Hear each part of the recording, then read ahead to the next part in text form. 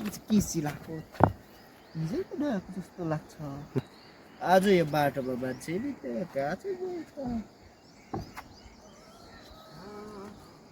अरे हो कुन गाउँको केटा आउँदैछ एउटा भक्ति भक्ति परेको जस्तो हौ के बोकेर हिँड्दैछ गेडागुडी यस्तो बिहान बिहान के त्यस्तो यो त पुरा मुसाको लेयर जस्तो भेला हिँड्दैछ वारेकपा हो वारेकपा के हो वारेकपा भनेको चाहिँ वारेकपा चिन्दैन यता हेर्छ त यो वारेकपा भनेको के हो वारेकपा हो वारेक चाहिँ भाषा बोलिस् शुद्ध भाषा नि हो लिम्बू लिम्बू यता घट्टी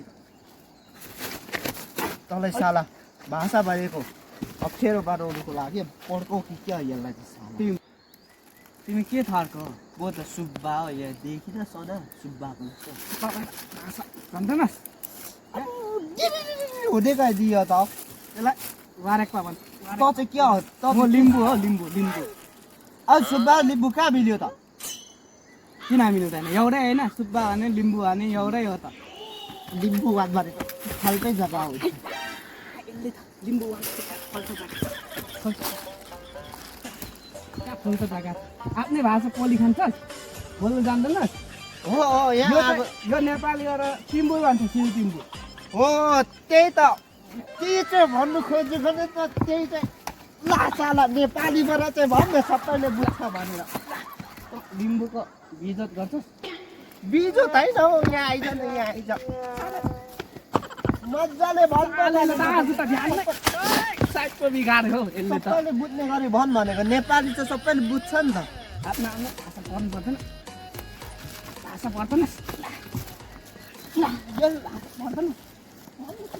होइन यसले त चिन्नै चिनेन यसलाई त यति नखाइ त खाएर के चिनेर के चाहिँ हुन्छ यसले चाहिँ सुचाइ त यसले आफ्नै भाषा पनि बोली यसलाई त के चाहिँ बुलबुल छ हौ के चाहिँ हुन्छ ले दुई मुठी जस्तो ले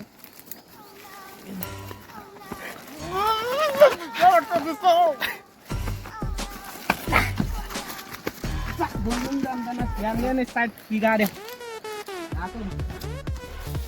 कस्तो खालको मान्छे हो के हो पिरो पिरो पनि छ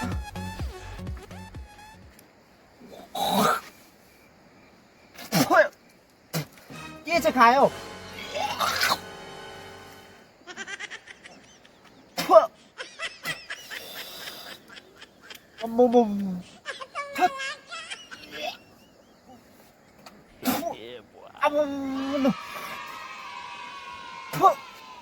के चाहिँ खुवायो बुवा सास पनि अड्केला जस्तो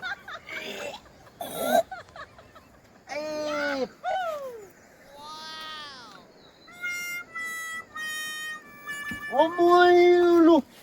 तनी चाहिँ काँचो पानी लु पानी चाहिँ